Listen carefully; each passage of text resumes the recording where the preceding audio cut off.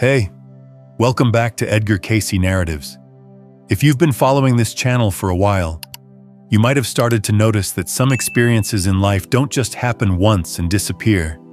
They return in different forms, at different times, and often with different people. Today, I want to talk about a pattern that is easy to miss while you're inside it, but very clear when you look back. It's the kind of pattern where everything seems new at the beginning, but somehow ends in a way that feels strangely familiar. And after it happens enough times, a quiet realization begins to form. Not dramatic, not obvious, but hard to ignore once you see it. Why does the same kind of pain keep finding you, even when you try to change? It usually doesn't begin with something dramatic. It begins in a quiet moment after something has already ended. When the conversation is over, the messages stop, and the space that person used to fill suddenly feels empty again. You sit there trying to understand what actually happened, replaying small details, the tone of their voice, the way things slowly shifted, and how something that once felt stable turned into distance without a clear explanation. At first, the focus is always on them. What they did, what they said, what changed, and where things started to go wrong. It feels specific, personal, and tied to that one situation, like this story belongs only to this person and this moment. But as you sit with it a little longer, something else begins to surface. Something less obvious, but harder to ignore. The feeling itself is familiar. Not the situation, not the details, but the emotional ending feels like something you've already experienced before. The same kind of disappointment, the same quiet confusion, the same sense that you gave something real and still ended up in the same place again. And then your mind starts connecting things you didn't want to connect. Another relationship, another ending, another version of the same emotional weight. Different faces, different stories, but the same pattern sitting underneath all of it. You remember telling yourself last time that it would be different, that you had learned something, that you would choose better, or act differently, or protect yourself more carefully. But here you are again, not in the exact same situation, but in a place that feels almost identical on the inside. The details changed, but the result didn't. The path looked different, but it led to the same emotional outcome. And this is the moment where something shifts, not in your external life, but in how you begin to see it. Because for the first time, the question is no longer just about what happened between you and them. It becomes something else, something quieter, but more unsettling. Different person, same feeling. When you start looking at it more closely, the pattern is not just emotional, it has a structure, and that structure repeats in a way that becomes difficult to ignore once you see it clearly.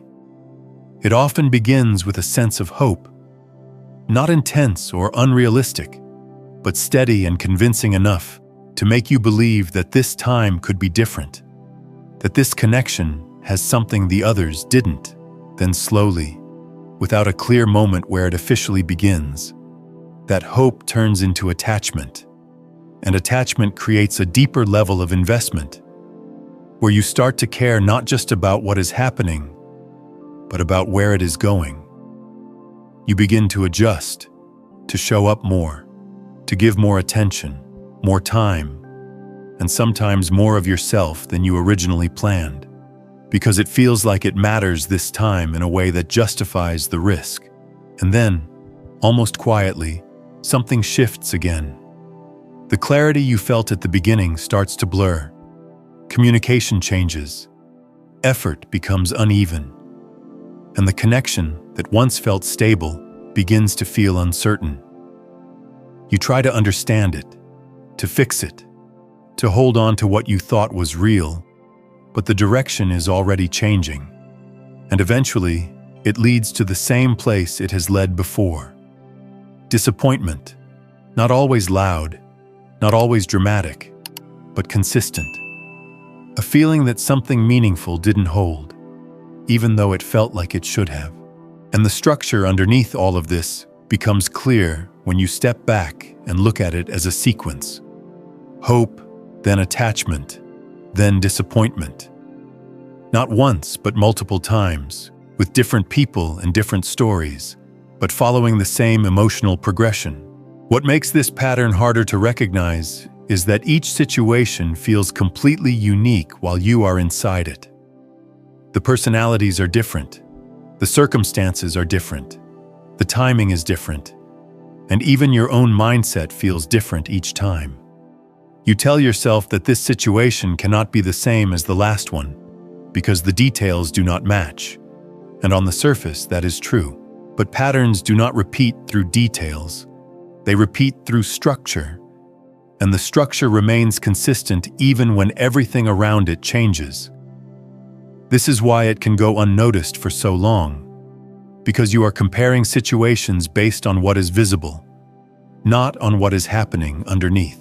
And this is not limited to romantic relationships, even though that is where it is often easiest to see. The same dynamic can appear in friendships, where you invest in someone who slowly becomes distant, or where you find yourself always being the one who gives more than you receive. It can show up in work relationships, where you trust someone, rely on them, and then experience the same kind of letdown when expectations are not met in the way you thought they would be. In each case, the story changes, but the emotional rhythm does not. You begin with openness, you move into connection, and you end with a form of disappointment that feels familiar even if the situation does not. And because each version of the story has its own logic, its own reasons, and its own explanations, it is easy to treat every outcome as separate, as if each one just happened to go wrong for different reasons. But when you place them next to each other, something becomes harder to dismiss. It is not just that things did not work out. It is that they did not work out in a way that feels consistent, almost predictable in hindsight, even if it was not obvious at the beginning. And this is where the pattern starts to move from something external to something internal, not in the sense of blame, but in the sense of recognition. Because if the outcome continues to repeat across different people and different situations, then the pattern is not only about who you meet, but also about how the experience is being formed each time. That realization does not come all at once. It builds slowly, through small moments where you catch yourself thinking something that feels too familiar, reacting in a way you've reacted before, or hoping for something in the exact same way you once did. And once you begin to see that, the pattern is no longer just a series of unfortunate experiences. It starts to look like something that is being recreated, even if unintentionally. And that is what makes it difficult to ignore, because the more clearly you see the structure, the harder it becomes to explain it as coincidence. Once the pattern becomes visible, the natural response is to try to change it. Not in a vague or passive way, but in very deliberate steps that feel logical and necessary. You tell yourself that this time you will choose differently, that you will pay attention to early signs, that you will not ignore what you used to ignore, and that you will protect your time and energy more carefully than before. And at first, it feels like something has actually shifted. You move slower, you observe more, you question things you would have accepted in the past, and you believe that this awareness is enough to prevent the same outcome from happening again. It feels like progress, like you are finally stepping out of something that used to control you without you realizing it. But then, slowly, something familiar begins to return. Not in an obvious way, but in small, almost unnoticeable moments. The same kind of emotional pull appears, the same sense of connection that feels meaningful, the same willingness to invest again, because this time it seems justified. And before you fully recognize it, you're already inside the pattern again. even though you told yourself you would not be. This is where the contradiction becomes difficult to ignore, because it is no longer just about what happens. It is about the gap between what you intend to do and what actually happens. You are not repeating the pattern because you are unaware. You are repeating it even while trying to avoid it. And that creates a different kind of tension that is harder to explain. You begin to question your own judgment, not in a dramatic way, but in a quiet and persistent way that follows you after each experience. You ask yourself whether you are missing something, whether there is something you are not seeing clearly, or whether the changes you are making are not actually addressing the real problem. And the more effort you put into changing your choices, the more confusing it becomes when the outcome does not change with them. Because on the surface, you are doing things differently, you are thinking differently, and you are approaching situations with more awareness than before. But the ending still feels the same. And that is where the question begins to shift. Not just in what it asks, but in what it implies.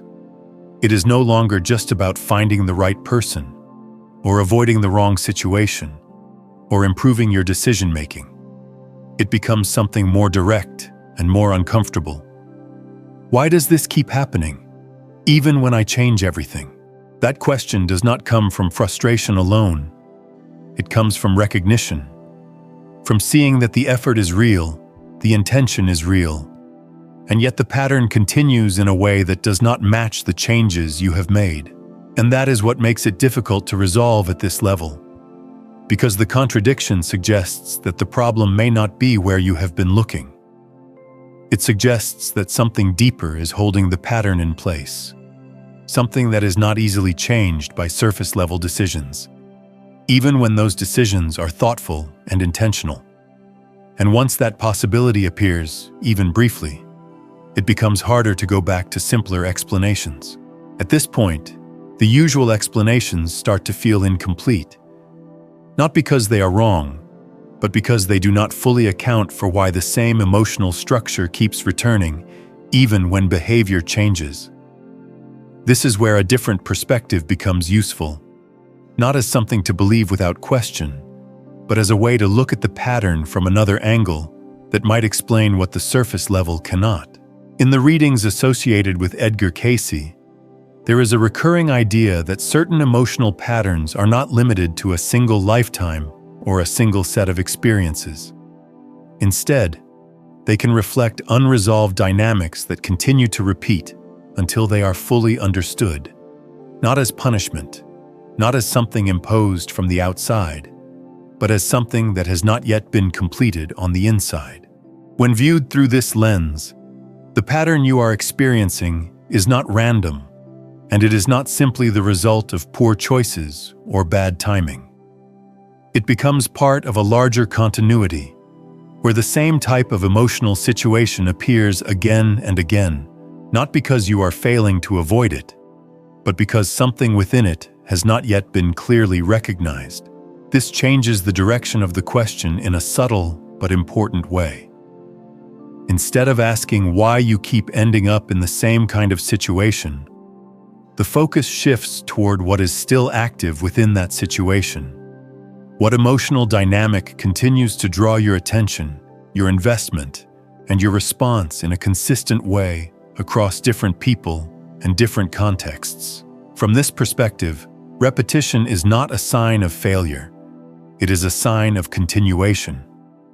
It suggests that the experience is not finished yet, that something within it is still incomplete, and that the repetition itself is part of how that incompleteness becomes visible over time.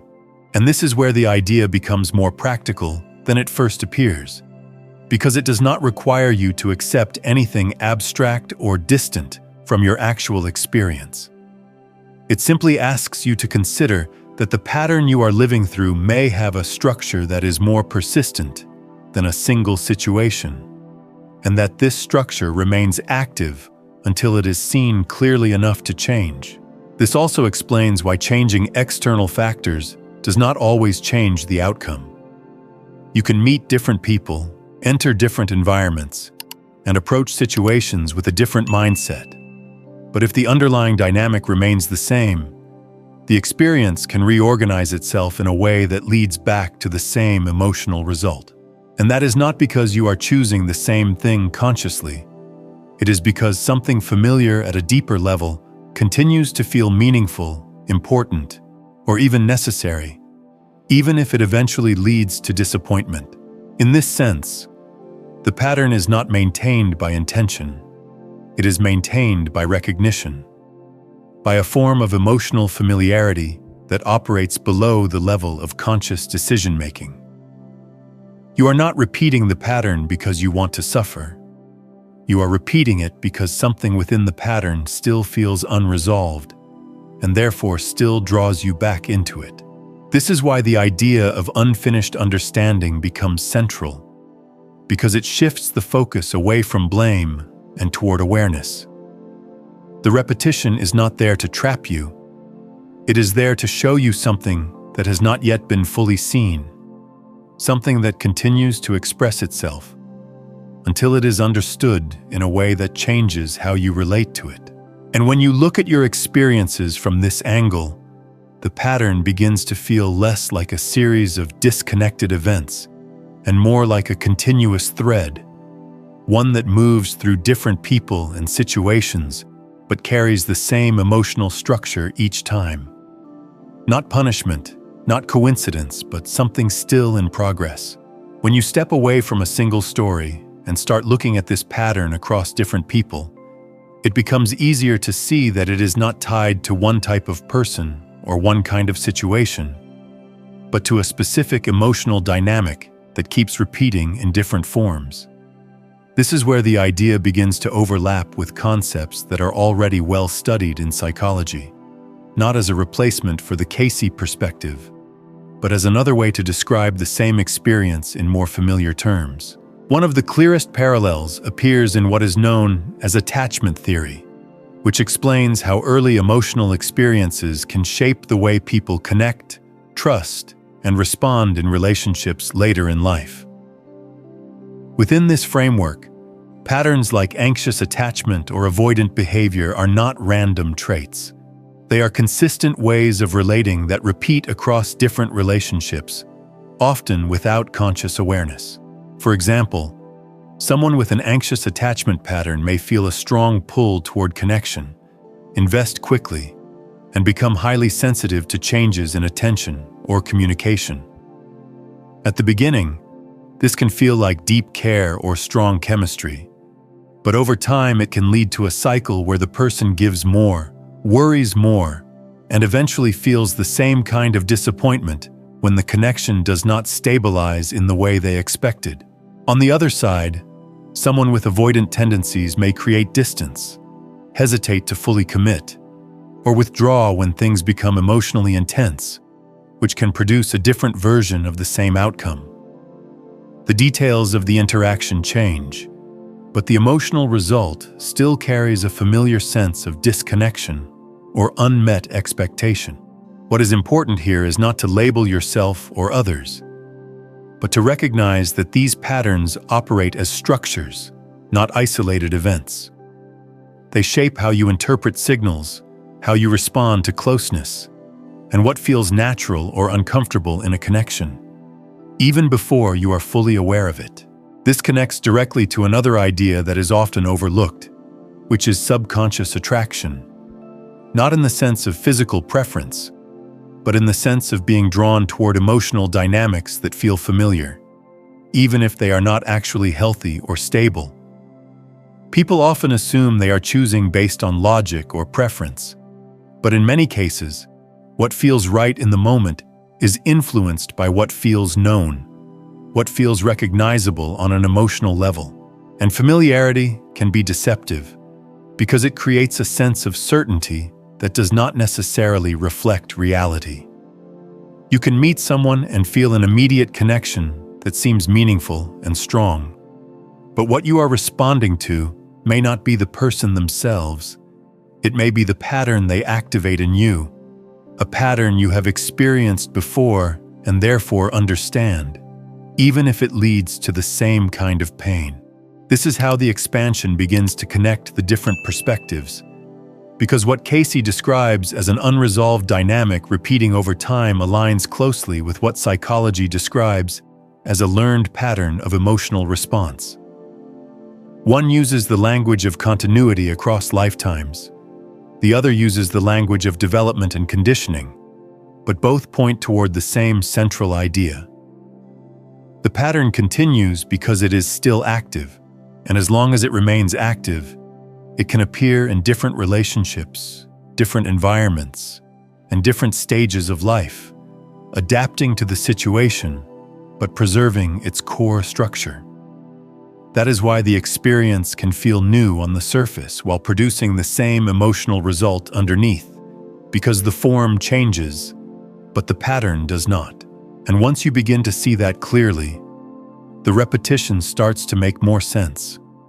Not as something mysterious or unfair, but as something consistent, something that follows its own logic, even when that logic is not immediately visible. When you translate this pattern into a more practical level, it becomes easier to see how it operates in real time, not as a concept, but as a process that shapes decisions, reactions, and emotional responses without needing conscious permission.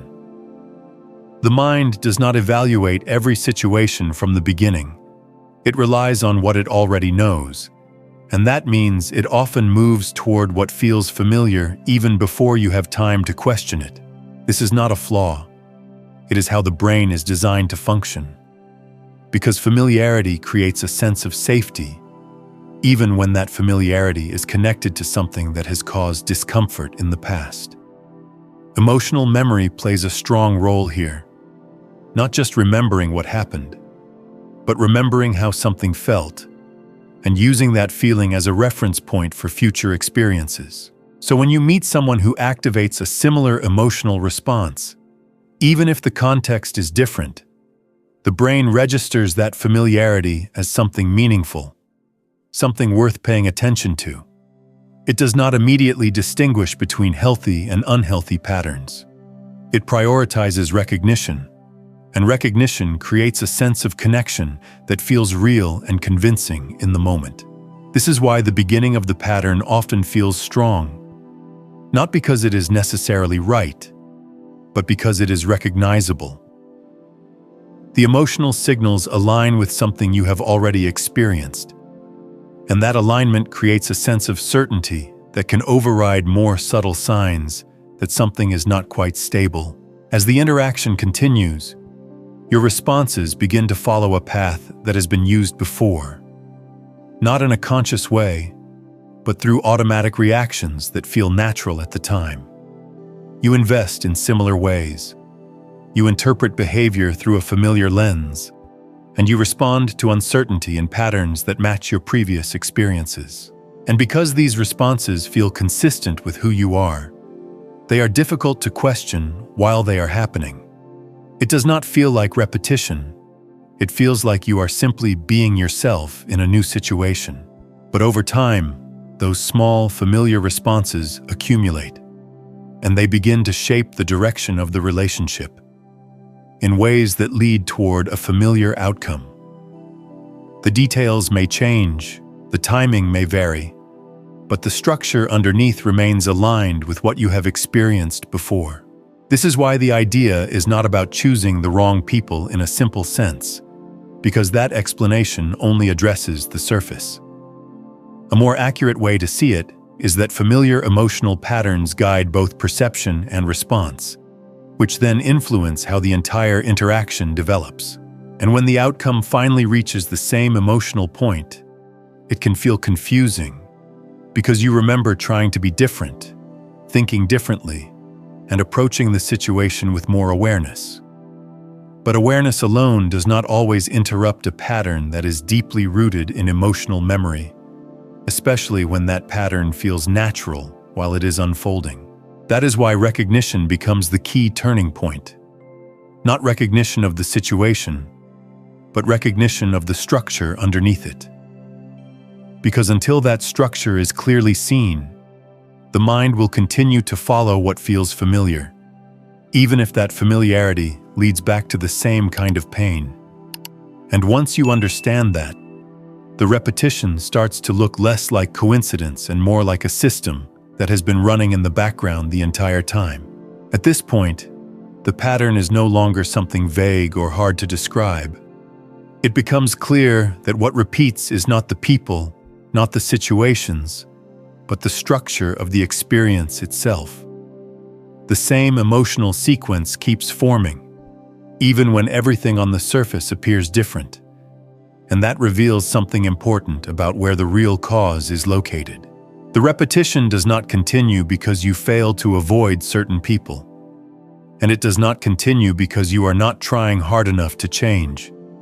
It continues because the structure that produces the experience has not been fully recognized. And without that recognition, it remains active in the background, shaping how each new situation unfolds. This leads to a shift in how the problem is understood, because it is no longer about fixing external outcomes or searching for the right combination of circumstances. It becomes about seeing the pattern clearly enough that it no longer operates automatically, because once the structure is visible, it can no longer guide your responses in the same unconscious way. And this is where the central idea becomes simple but precise. Pain repeats when its structure is not recognized. This does not mean the experience is permanent, and it does not mean you are trapped in it. It means that the pattern continues only as long as it remains unseen in its full form. And once it is understood at that level, something begins to shift naturally, not through force but through clarity. Because when you can recognize the structure while it is happening, not after it ends, your response begins to change at the point where the pattern usually takes control. And that is where repetition starts to lose its hold. Not because the world changes, but because your relationship to the pattern is no longer the same. When you look back at your own experiences through this lens, the question is no longer just about what happened or who was involved. It becomes something more direct and more personal. Something that does not depend on changing other people or waiting for different circumstances to appear. It asks you to pause and consider the pattern itself, not the story around it, but the structure that keeps returning beneath different versions of the same experience. Because if the same emotional ending has appeared more than once, in different situations, with different people, then something within that structure has remained consistent, even as everything else changed. And that consistency is not something outside of you. It is something that you have been part of each time, even if you were not fully aware of it while it was happening. So the question becomes simple, but not easy to answer, because it asks for honesty rather than explanation, and awareness rather than analysis. If the same pain keeps returning, what part of it hasn't changed yet? And instead of trying to answer that question immediately, it may be more useful to sit with it for a moment, to notice what comes up without forcing a conclusion. Because sometimes the first thing you recognize is not a solution, but a pattern you had not fully seen before.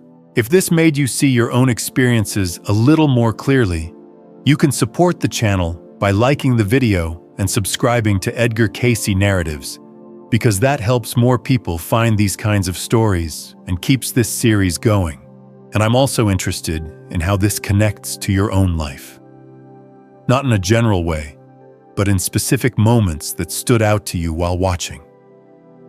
If there was a part that felt familiar, or something you're still trying to understand, you can share it in the comments, because those details often lead to deeper conversations that help expand future videos.